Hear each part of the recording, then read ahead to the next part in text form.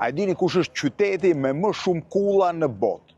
Me 4.000 ndërtime mbi 100 metra, Shanghai mban vendin e parë duke lënë mbrapa me një distancë madhe Manhattanin e Shtetet e Bashkuara të Amerikës, të New Yorkut të Shtetet e Bashkuara të Amerikës. Njëkohësisht me rreth 17% të gjithë vinçave të botës të instaluar në qytetin kinez, pra në qytetin më të madh kinez, sërish Shanghai bëhet një nga qytetet me zhvillimin e ndërtimit më të vrullshëm në botë. Është qyteti i tretë më i madh i globit, është qyteti më i madh i Kinës me rreth 1,31 milion në të gjithë zonën metropolitane.